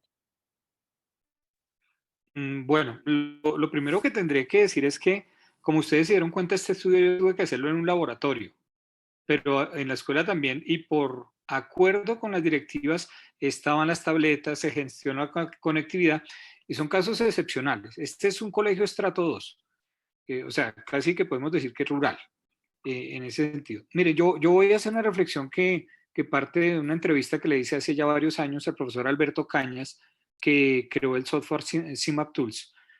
En la entrevista él me decía, mire, un buen profesor es buen profesor con o sin tecnología. Y un mal profesor es mal profesor con o sin tecnología. ¿Cuál es el elemento que es determinante aquí? Lo que los profesores hacemos. Tengamos o no tengamos tecnologías digitales, tenemos otras tecnologías, muchas otras, ¿sí? No necesariamente son las digitales. Esa primera reflexión. Una segunda reflexión con relación a los modelos pedagógicos. Escuela nueva no es nueva. O sea, no es un planteamiento pedagógico, digamos, contemporáneo de este siglo, es del siglo pasado, 1920 y tantos, ya en Argentina hacían escuela nueva y en nuestro país igualmente. Una de las cosas que yo he identificado en mis estudios es que las posturas de orden pedagógico que asumimos con el uso de las tecnologías, aunque se hable, por ejemplo, de conectivismo y por eso lo relativizo, no necesariamente son propuestas de ahora. La mayoría de ellas provienen de los métodos naturales. Celestin Freinet, 1923, John Dewey, que está entre el filo del finales del siglo XIX y comienzos del siglo XX, María Montessori, Pestalozzi, todas sus propuestas pedagógicas aplican y son utilizadas hoy con estas tecnologías. Es decir, que las tecnologías, el valor agregado que tiene, yo insisto, son en elementos connaturales a ellas. Por eso mi preocupación por la hipertextualidad, la hipermedialidad, la conectividad. Y ahora desde los niños. Miren, cuando los niños llegaron a Ático, pues ninguno de los niños, porque esa fue una de las primeras preguntas que yo les hacía, ninguno de los niños había tenido en sus manos una tableta. Ninguno. A los niños no se les dio ninguna clase de cómo usar la tableta, ni siquiera cómo prenderla. Se les entregaron sencillamente y se esperó a ver qué pasaba. Pues a los 10 minutos no solamente ya las tenían prendidas, sino que ya las estaban manipulando y explorando. La pregunta que me quedó a mí como investigador fue, ¿qué pasó acá? ¿Cómo fue que tan rápidamente no solamente aprendieron a prenderlas? No sé si ustedes recuerdan, eran tabletas Samsung 1001. Esas tabletas, el mismo botón de encendido estaba oculto, porque en la tecnología una de las cosas que ha pasado es la miniaturización y el ocultamiento. Estas tabletas no es fácilmente detectable dónde prenden. Pero no solo eso, las lógicas de navegación, las lógicas de interacción, estos niños ya las traían incorporadas. Entonces la pregunta es, ¿de dónde viene eso? Pues de dónde viene, pues que en algún momento habían manipulado el celular de su papá, de su mamá, de su tío, de su tía, de su hermano, ¿sí? Es decir, gracias a estos acercamientos que pueden ser muy distanciados de los que viven otras poblaciones, pero que los hay, ¿sí? De una u otra manera, sí da una cierta habilitación de interacción con las tecnologías. Ahora, una última reflexión, Jimena, con respecto a tu pregunta.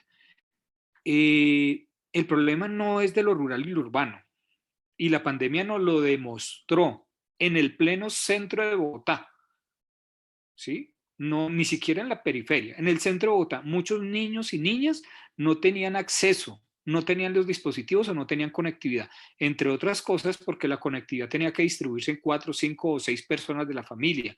En dispositivos pues no había para todos, ¿sí? Datos pues había que pagar para todos y no había. Entonces el problema es un problema, quedó, digamos a mi juicio, se hizo evidente que es un problema nacional. Y a propósito de lo que John plantea de los robos, pues quizá lo más triste es el robo del Estado, ¿no? Mire, ¿hace cuánto hay políticas de Estado que nos vienen diciendo las escuelas van a ser conectadas y ya tienen conectividad? Estamos en un evento académico y no me puedo permitir ponerle un adjetivo a eso. Pero ustedes saben que eso no es cierto. Ya hoy sabemos que eso no es cierto, porque los primeros que vienen a robarse eso son los políticos de turno. Yo trabajé con el proyecto Computadores para Educar durante 8 años con la Universidad Distrital y trabajamos en 7 municipios, prácticamente todos rurales, 70% rurales en el país. Y eso que decía John, ¿sí? Entonces, empezando por el concejal, por el alcalde, por el gobernador, siguiendo pues por todo lo que estamos viendo. Un ministerio que roba o deja robar impunemente conectividad para los niños, eso ¿qué nombre se le puede dar a eso? ¿Sí? O sea, el problema tampoco es de recurso económico, el país podría estar conectado. De hecho, cuando uno mira las estadísticas del DANI, en el DANI nos dice que nosotros tenemos conectividad geográfica cerca del 70%. ¿Qué significa eso? Que geográficamente podríamos estar conectando por lo menos 70% de la extensión del territorio colombiano. Pero eso no es cierto. O sea, son estadísticas del DANI, pero eso no es cierto. Eso son mentiras. Entonces, yo creo que el problema también se ubica en, pues por supuesto, el objeto de esta discusión académica no es esa, pero tiene que ver con eso. Y yo lo destacaba, yo estoy completamente de acuerdo. Aquí hay un problema de orden social que subyace, que las escuelas podrían tener mejor conexión, podríamos estar efectivamente, como bien lo decías tú, Jimena, con estas tecnologías, no solamente en espacios de laboratorio o colegios privilegiados de cierta clase social, no, todos deberían tener esa posibilidad y el país tiene cómo hacerlo.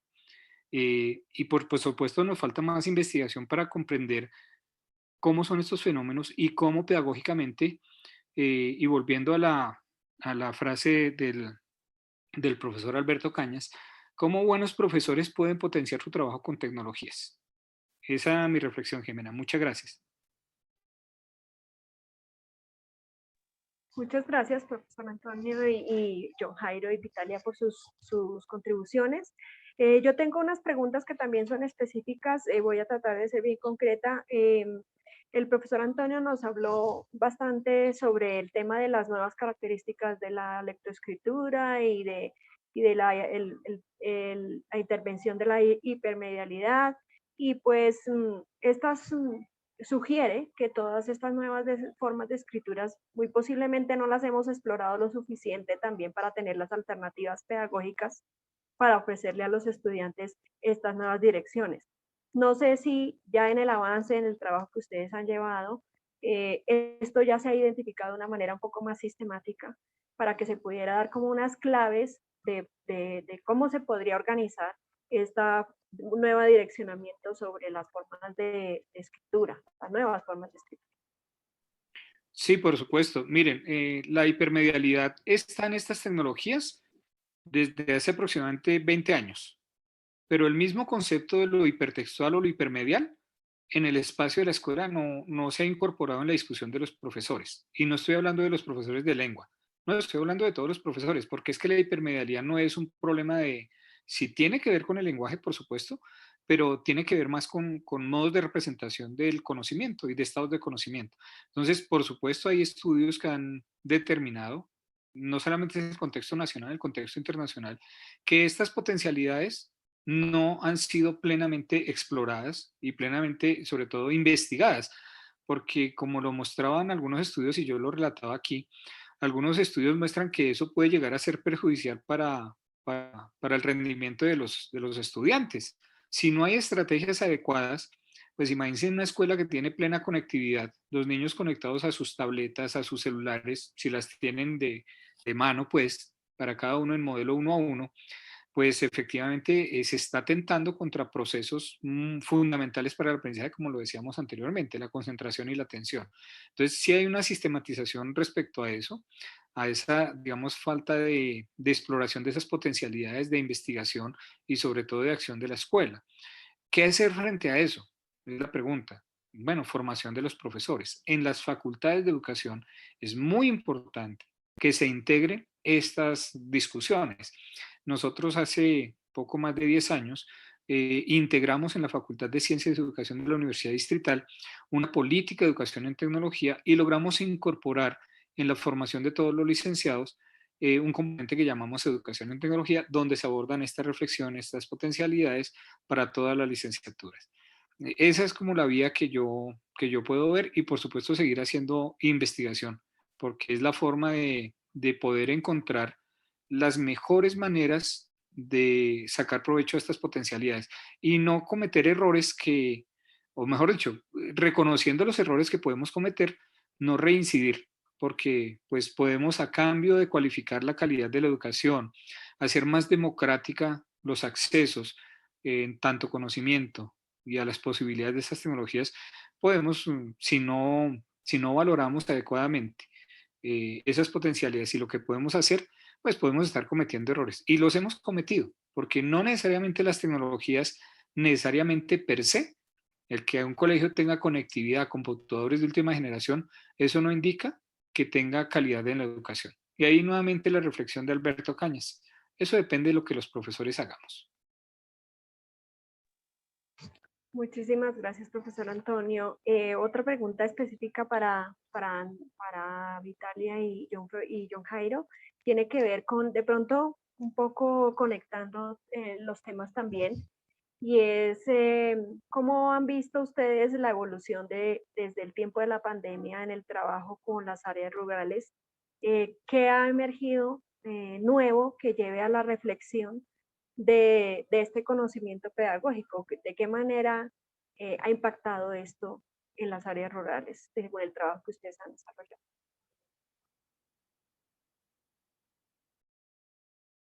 Uy, esta es una pregunta interesante, pero eso tiene de dónde decir tantas cosas.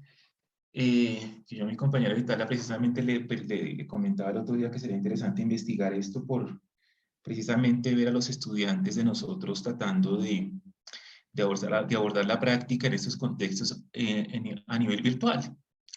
Porque obviamente 2 semestres han sido trabajos que se han hecho en la virtualidad. Bueno, 3, porque ese también terminó prácticamente en la virtualidad.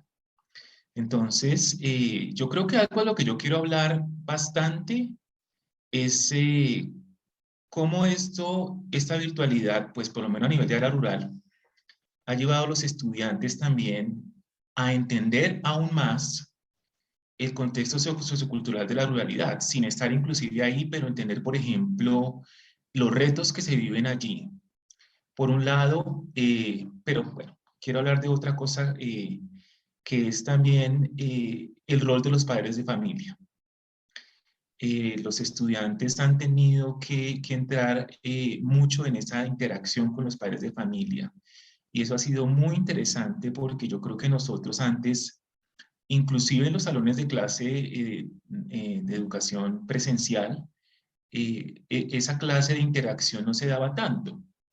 Entonces, ellos han tenido que interactuar más con los padres, negociar con ellos, tratar de que los padres en su rol de puentes con sus hijos, de comprensión de lo que ellos están tratando de hacer como maestros, por ejemplo, que los padres, pues sí, también tomen un rol activo. Entonces hemos encontrado situaciones que en estas áreas rurales, por ejemplo, hay padres de familia que se han puesto también a aprender francés o inglés con sus hijos. Y es bien, es un asunto que nos ha llamado mucho la atención porque pues yo creo que es ver cómo precisamente el tener que los padres asumir estos nuevos roles, pues que deberían ser como roles más integrados al trabajo de los padres, pero por toda la dinámica social de los padres también tener que muchas veces estar, por ejemplo, en esas áreas rurales trabajando en el campo, que es un trabajo bastante arduo, pues ellos, digámoslo que como los padres también en las ciudades, de pronto le dejan a los profesores más que todo el trabajo de educar a sus hijos. Entonces, ahora, pues ellos tratan de mediar un poco para ayudar a sus hijos en toda esta labor y obviamente, como lo mencionaba, pues ha surgido esta dinámica con los estudiantes que tienen que entrar a negociar, a lidiar, yo digo muchas veces con los padres de familia y a entender cómo se puede hacer esa colaboración con los padres por el beneficio de los niños. Y yo creo que eso antes no lo teníamos en el radar nosotros de la educación que estábamos haciendo con ellos muy cercano, porque precisamente el rol del padre, digámoslo como acompañante en el proceso educativo de su hijo estaba pues muy alejado, yo pienso. Entonces, para mí eso ha sido algo muy interesante y yo lo quería recalcar, pues habría muchas otras cosas que decir, pero yo quiero precisamente hablar únicamente de esto porque pues hay otras que son un poco de retos y yo creo que ya hablamos de retos y muchas veces no me parece como tan interesante centrarnos, por ejemplo, en ese aspecto, ¿no? Pero ese aspecto es bien interesante, el aspecto que mencionaba yo anteriormente. No sé si Vitalia quiere comentar algo más. Sí. Ay, espérate que... ¿Me escuchan? Sí, de pronto, bueno, unirme al comentario de John Jairo y decir pues que también durante el ejercicio del análisis de datos, de la recolección de datos, encontramos el rol del docente del área rural, cómo se ve aún al docente en el área rural. Actualmente como un líder, digamos que los maestros en formación nos decían es como diferente como se ve al docente en el área rural, como se ve en la zona urbana. Todavía se ve como un líder de la comunidad y todo esto, y como la entrega tan bonita que tienen esos docentes para sus estudiantes, que va más allá también de como de enseñarles y como ellos siempre se preocupan muchísimo por sus estudiantes. Entonces, por ejemplo, ahorita con nuestros maestros en formación también ellos están diciendo, bueno, por ejemplo, hay padres que no tienen cómo enviar las evidencias. Entonces, los maestros, los profes titulares les hacen las recargas, por ejemplo, para que los niños, para que los padres puedan enviar la evidencia de los niños. Otro asunto es que pues obviamente la comunicación es solo por WhatsApp, pero no con todos los padres. Entonces ellos tienen que, los maestros de formación deben identificar, bueno, qué niños, por ejemplo, no tienen WhatsApp los padres de familia, tienen que llamarlos y vía telefónica explicarles, casi que un trabajo personalizado con cada niño que no tiene ese acceso a, por ejemplo, de comunicación por WhatsApp con sus docentes y con el resto del grupo. Entonces también ha sido algo muy interesante, además, como por ejemplo ellos llaman y el papá, no, en ese momento estoy trabajando, estoy sembrando, no estoy cerca de la casa, entonces solo a tal hora se puede comunicar con el niño. Bueno, ha sido todo esto y como dice John Jairo también, el acercarse más al contexto, conocer más el contexto de cada niño en la zona rural que esta pandemia de pronto ha permitido que pase de esta manera por digamos, la enseñanza o el trabajo remoto que se debe hacer con los niños. Bueno, muchísimas gracias por sus intervenciones. Pues quisiéramos charlar más al respecto, pero realmente no tenemos mucho tiempo y pues tuvimos bastantes problemas tecnológicos al principio, irónicamente. Entonces, pues vamos a sugerir un cierre. Creo que hay personas que están dando su opinión, agradeciendo por las charlas. Y pues están todos muy invitados a leer los artículos en pleno en los números de la revista se encuentran publicados en la página de internet. Muchísimas gracias, profesor Antonio, profesor John Jairo y profesora Vitalia por compartir estas experiencias aquí en la revista y pues esperamos que tengamos otras oportunidades para encontrarnos y hablar de estos temas interesantes para la enseñanza, el aprendizaje y el contexto de educación en general. Jimena, Muchas gracias. a ti muchas gracias. Muchas gracias. Al profesor Álvaro también muchísimas gracias. Vitalia, John, muchísimas gracias por este diálogo. Y bueno, también agradecer el trabajo que hace la revista, que no es sencillo estar permitiéndonos como este espacio de socialización de los trabajos que hacemos. Un abrazo de verdad muy, muy fraternal para todos ustedes. Muchas gracias. Muchas gracias a todos. Muchísimas Muchas gracias gracias para a todos. todos. Pues para mí muy especial estar aquí también porque pues egresado de la maestría y pues siento que esta siempre es mi casa y pues entonces a todos también los que estuvimos hoy, que tengan una buena noche y pues nos veremos pronto. Que estén muy bien. Gracias. Muchas Hasta luego, gracias. muchas Muchas gracias. gracias, que estén muy Gracias. bien.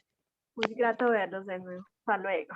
Buenas noches, hasta luego. Damos por terminada la sesión entonces. Mil gracias.